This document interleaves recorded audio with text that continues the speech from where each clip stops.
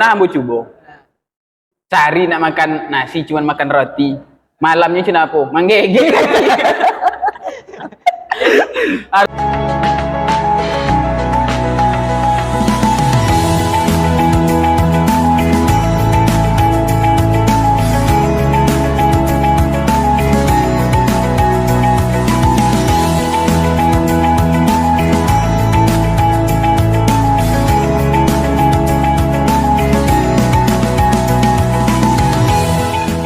Halo, assalamualaikum warahmatullahi wabarakatuh. Kembali lagi di Alon-Alon Podcast episode ke-28. Nah, di episode kali ini ada yang sedikit berbeda karena hari ini kita ngundang mahasiswa internasional.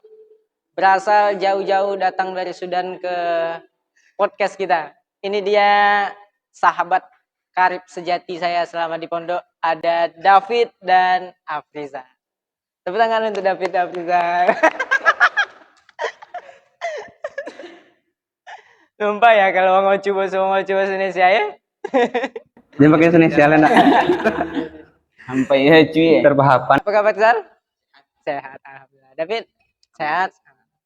Jadi sebenarnya podcast ini kita mulai siap maghrib. Cuman bintang tamu kita yang di sudut, dia jadwalnya padat malam ini. Jadi terpaksa diundur sampai jam 8.30. David, Aprizal, kita mau sedikit cerita tentang pengalaman kalian berdua selama kuliah di luar negeri dan langsung masuk ke kontroversial. Kenapa bisa jadi sampai ke Indonesia hari ini? Silakan, Aprizal. Mungkin yang lebih paham itu David sendiri. Soalnya yang lebih mengalami Afriza gitu kan. Jadi apa cerita Awalnya Zal? cuma pengikut lah gitu kan. Sampai apa cerita sampai ke Indonesia gini? Penyebabnya itu karena perang, konflik yang terjadi di Sudan. Ada kemungkinan nggak bakalan balik ke Sudan? Kalau kan balik ke Sudan, wallahu a'lam. Itu tergantung ke individu kan. Oke. Itu kalau untuk balik apa namanya yang kalau keseluruhan itu kan. Tapi Kalau untuk sampai gini masih perang. sampai hari kok masih perang. Tipis lah kayaknya. Jadi banyak yang bertanya di teman-teman yang di luar juga banyak yang bertanya, apa bisa sampai ke Sudan kalian kuliah? Apa enggak ada kampus yang mantap di Indonesia selain di Sudan? Silakan, David. Kalau kamu tuh gini, kalau kita tuh kan kuliah mau nyari apanya dulu gitu kan. Tergantung apa yang kita cari.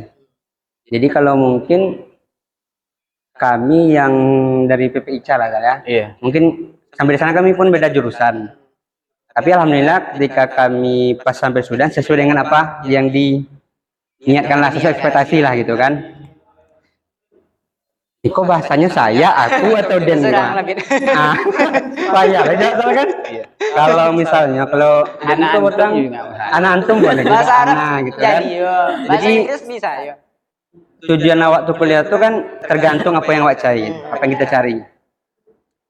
Kalau kami, kalau mau pribadi itu memang Sudan identik dengan bahasanya gitu kan, bahasa Arabnya yang masih terjaga, masih bersih gitu.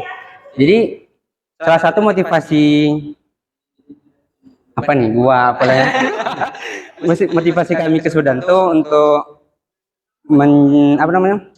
untuk belajar bahasa Arab gitu.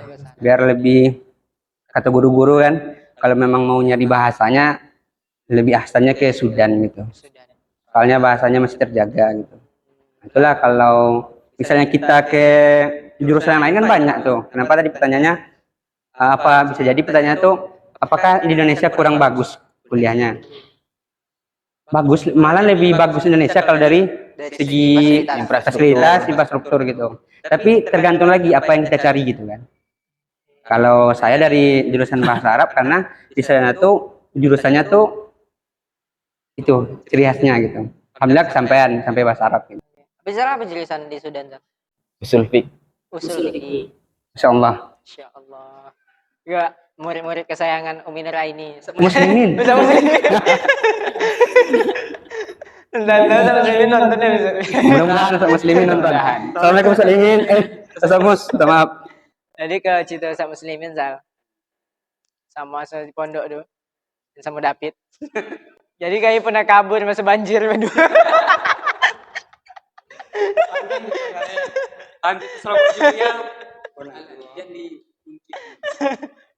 Dari Ayu itu sisi mata kaki sampai sisi dadu. Padahal jalan yang dokek ada ya. Karena takut kayak guru, nampak guru baca jalan masuk hutan. Jadi ungkit gitu. Banyak masalah, apalagi pas dekor Astagfirullah. jadi ungkit gitu. Tadi balik ke Indonesia. Afrizal lanjut di UIN. Jurusan Jurusan hukum keluarga. hukum keluarga. Berarti ngulang dari semester 1. Enggak. Lanjut alhamdulillah. Semester 5. 5. David sama ya. Kalau ambo dan lah ya. Kau dan tuh lebih isu lah, tunggu aja lebih sudah. Privasi lagi nih itu kan. Kalau misalkan Sudan dalam waktu beberapa ini andai kata Sudan dalam beberapa bulan konflik selesai, ada nggak keinginan mau balik ke Sudan? Kalau tanya keinginan ada, pasti ada. Pasti. Cuman kita banyak pertimbangan lagi. Pertama, infrastruktur di sana pasti perbaikan dulu. Entah apa yang rusak. Yang kedua, kehidupan pasti mahal kayak Ya. seperti kayak Inflasi apa, lebih tinggi lah dari sebelum-sebelumnya kan. beras dan lain sebagainya. Makanan pokok lah ya. Yang ketiga, pengurusan visanya. Jadi selama kuliah di Sudan Batang, beasiswa negara atau biaya pribadi? Nah, kalau itulah alhamdulillah sih. Kalau dari Indonesia itu kalau ke Sudan kan kemarin tuh ada sih beasiswa dari Indonesia, dari negara kita. Tapi itu tuh cuman berapa kemarin tuh ya? Kalau pas tahun kami kemarin tuh memang nggak ada, kosong, mulai kosong. Jadi kemarin tuh kami alhamdulillah dapat yang beasiswa dari kampus dari sana. Jadi otomatis kita nyarinya di sana gitu. Dapat beasiswa langsung kuliah di sana gitu. Jadi langsung dari negaranya gitu. Kalau dari Indonesia waktu itu pas pula jalur corona kan, jadi tutup. Minta tisu. Nah, jadi apa bedanya Zal kuliah di Sudan sama di sini? Kan ala masuk ke beberapa kali pertemuan sama dosen di Indonesia sama masuk kampus di Sudan. Apa bedanya? Kalau bedanya Banyak lah. Banyak bedanya. Banyak beda. Tapi lebih asik di Sudan atau di sini? Kalau ambo pribadi Asik Sudan sih. asik Sudan. Asik di Sudan. Karena bebas dari Segala hal. Alasannya? tugas nggak ada. Tugas ada di Sudan. Ya. Tugas tuh fleksibel sih. Iya. Lebih ke tergantung dosennya. Jadi kalau misalnya kuliah, tergantung jurusannya apa dulu nih. Misalnya kan lebih ke khususnya apa? Lebih ke khususannya. Misalnya kayak saya tuh kan jurusannya bahasa Arab. Kami lah jurusan bahasa Arab itu kan. Nah, bahasa Arab tuh ada beberapa mata pelajaran tuh, mata kuliah lah kan. Kalau sana tuh bahasanya mata pelajaran. Ada beberapa yang khususnya memang belajarnya lebih intensif, lebih fokus gitu kan. Otomatis mungkin di Usuluddin ada juga macam itu kan. Ketika masuk pelajaran khusus, nanti itu ada beberapa dosen yang bakal ngasih tugas gitu kan, suruh merangkup lah mulakos gitu. Jadi nanti udah dirangkup, terus dibuatlah di HPS. Kalau sana tuh kan masih kita nggak ada masih tulis tangan lah alhamdulillah. Jadi ujian tulis tangan semua. Jadi nanti udah selesai dibuat HPS, lebih kurang kayak makalah juga lah kalau di kita buat nama nanti muallimnya di bawahnya lah gitu. Nanti dipresentasikan ke depan teman-teman. Tapi ditengok-tengok Zal dari status kalian berdua sama di Sudan. Nanti kan apa betul Sudan model itu? Macam kalau kita awal nengok Facebook kan, video-video orang perindapan. Apa betul suasana Sudan model itu? Yo, kalau kehidupannya memang cina itu. Cuman luar biasanya orang Sudan tuh, walaupun cina itu, cina apapun susahnya orang Sudan, tapi kalau terhadap tamunya masya Allah. Itu yang harusnya bisa tiru orang Indonesia. Betul. Jadi orang Sudan tuh lebih ke mengajarkan kita waduk. Lebih hilangkan hubu dunia tuh kan, cinta atas dunia tuh. Walaupun susahnya, jarang makan daging, tapi kalau ada tamu Pasti. diusahakan Nggak dapat daging, ayam berarti. Ayam berarti. Macam pun susah pun orang Sudan gitu kan. Tapi tidak tiap hari juga gitu kan. Pas ada tamu datang dimewahin. Kalau uang awak kalau ada tuh kalau datang tamu dia ndok ya. Jadi bisa bisa nyanyikan. Yang paling penasaran Sal, yang paling penasaran ya. Tapi dia tengok-tengok asal mau di pondok lah aja mantap bahasa Arab Anda Sal. Memang enggak. Tapi jadi macam apa di Sudan bercakap awal-awal sama Sudan? Itu lucu. Ada lucunya. Lucu. Ada untungnya nggak pada bahasa Arab. Pertama nyampe di Sudan. Seminggu di Sudan itu pertama kali masuk Kuliah. masuk kuliah Mak Lugoh, belajar bahasa waktu itu. Pas nak berangkat ke Mak Lugoh, cari apa dulu? Cari bis. Pas di jalan nak nyari bis, datang ibu-ibu sama apa-apa nanya apa kan, pakai mobil kalau nggak salah warna merah waktu itu. Sedan ya. Nah, bro, di stopnya kan ambo katanya iko pakai bahasa Arab lah. Awak masih awam, kalau bahasa Sudannya masih barlum, masih baru. Jadi apa yang terkenang awak modal la arif ini, saya tidak tahu itu. Kalau lah Arif aja ya Sal ya. Iya. Masih baru kan. Jadi itu jawab anak la arifnya. Jadi 8 yang Cito apa tadi jawabnya itu aja. Akhirnya payah dengan payambo ka nanya bis. Sampai belajar bahasa di kampusnya datang dari grup-grup uang master informasi kan. Ya. Hati-hati kalau ada perasaan haram itu penjahat. iya. Kalau ada ibu sama apa-apa pakai mobil iko Ciri khasnya itu haromi itu itu katanya. harap dijauhi karena tukang hipnotis katanya. Alhamdulillah itu untungnya. Jadi kayak sudah terbebas buat dari mungkin Mak tuh waktu itu dalam hatinya pikir, mak tinggi lemu aja gitu. Nah, memang ilmu dan lo katanya. Ada tahun tuh ya kalau di asrama dulu asik ngicu-ngicu sok limin kan.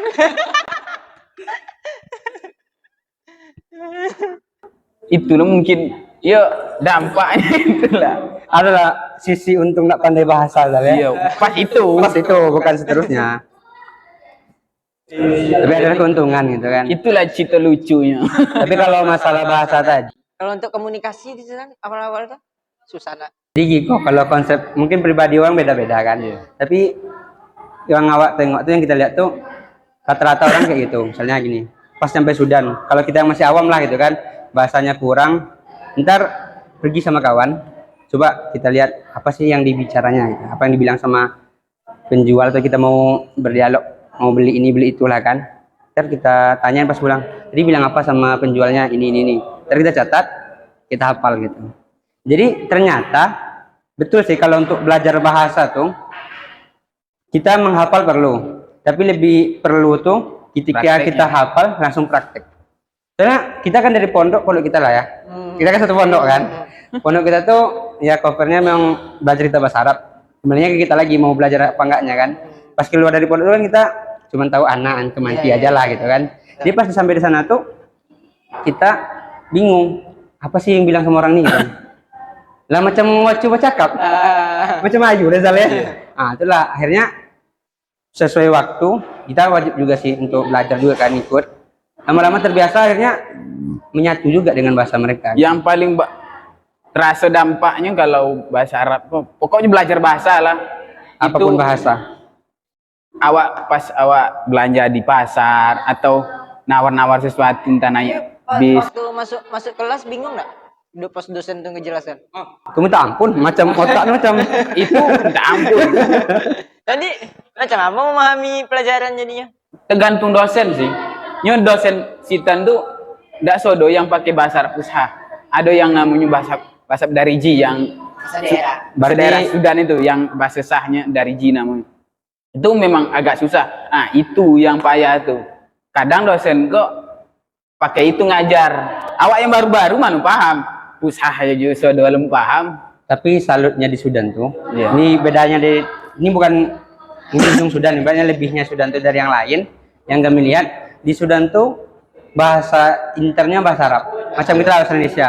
Jadi orang manapun, anak kecil pun, ketika kita berbahasa Arab sama mereka, mereka paham. Jadi bahasa mereka tuh masih terjaga. Jadi kan misalnya kita Indonesia kan, di Kampar ada bahasa Ocu, di Minang ada Seminang, di Pekanbaru ada Indomie kan, Indonesia Minang. Pas nyampe di sekolah, mereka kan wajib berbahasa Indonesia, macam itulah di Sudan.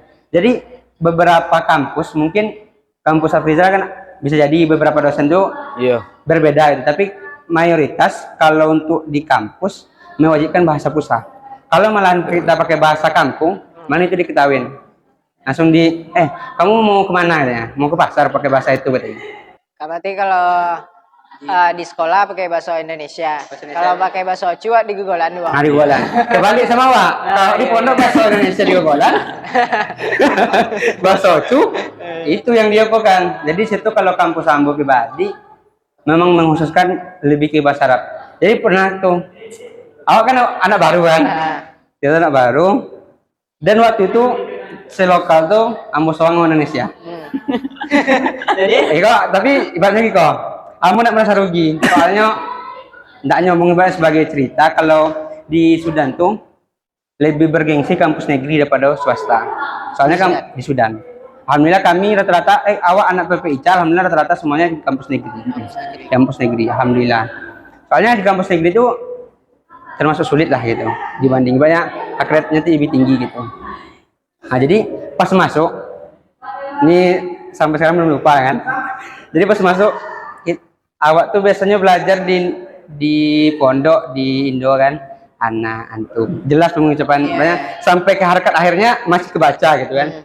Jadi pas awal masuk kuliah ada mau selesai pelajaran, akhirnya memberanikan diri tanya ya dokter gitu kan, Pak dosen kan, tolong lah Pak untuk kedepannya kata kamu kan, dia nggak pakai bahasa dari Ji kan, kamu nak paham bahasa dari Ji do, kamu pahamnya bahasa pusat kan, saking awak baru kan, woi kesayangan dennya ya Habibi kan, Habibi mungkin menghargai mungkin anak baru kan. Ya nih sebut tadi bahasa usaha sedonya. Aduh. Awak mana lebih dia menyebut sampai kan. Yang ambo sampaikan dari awal sampai sudah. Apa siapa mau ngerti ketika menyebut itu, dosennya mau cakap lambe. Mungkin tahu awak nak pandai bahasa kan. Ya Habibi ya kan. Jangan sampaikan dari awal sampai akhirnya. Itu tuh bahasa usaha sedonya. Malu ambo. Jadinya kan akan jadi kalau bahasaan jadinya kan ketika sebenarnya dalam bahasa Arab tuh ada namanya lahjah. Jadi penyebutan huruf tuh ada berubah. Misalnya kan yang awak tahu cuman rata-rata ketika huruf P menjadi huruf ba kan. Misalnya kampar jadi kambar gitu, pekan baru jadi pekan baru gitu kan. Jadi ketika dalam bahasa Arab ketika macam bahasa Indonesia lah gitu kan. Makin lancar bahasa, makin kurang penjelasan. Itulah yang membuatkan mana lo tak mau buat itu dia. Dengan PD-nya bisa mau dosen kan. Tolonglah dosen, jangan pakai bahasa Arab dari Ji gitu Mbak. Ada nyesal enggak Zalpit selama di pondok dan enggak memahami bahasa Arab? Oh, banyak. Nyesal serius. Tapi di situ bisa belajar soalnya. Dari kan orang tidak belajar dari sekolah, dari pengalaman belajar kan, tidak rugi sudah. Mungkin berkah PPICA itu sampai ke Sudan. Itu makanya adik-adik gini yang di PPICA. Untuk adik-adik yang di PPICA semangat belajar. Jangan lupa pelajari bahasa Arab. Nggak bahasa Arab, bahasa Inggris. Bahasa Inggris malah ya. Kegiatan diikuti lah. Jangan banyak-banyak pagau. Jangan lolok sampai belajar. Pas sholat terima soji gitu kan. Astagfirullah. Lagi wajib pagau ada yang nunggu di belakang.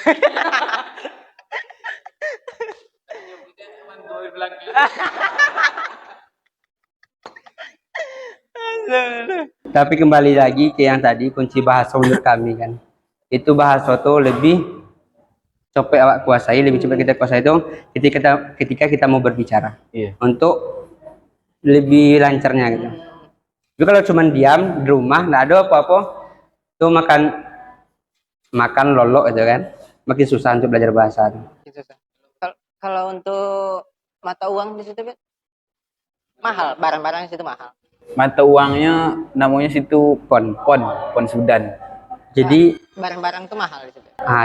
kan perubahan banyak tuh kan Zal. Iya. Jadi kan pas awal datang, jadi dulu dah Sudan kok. Salah satu membuat kami lebih tertarik ke Sudan tuh. Sudan di antara kampung sufi kan. Iya. Itu masya Allah. Kampung sufi kalau tanya orang, kampung sufi rata-rata sufi. Kalau misalnya negeri 1000 darwis. negeri seribu darwis, kalau misalnya awak buka satu bab untuk darwis kau nak selesai untuk malam, kan? Kalau bahas secara umum aja.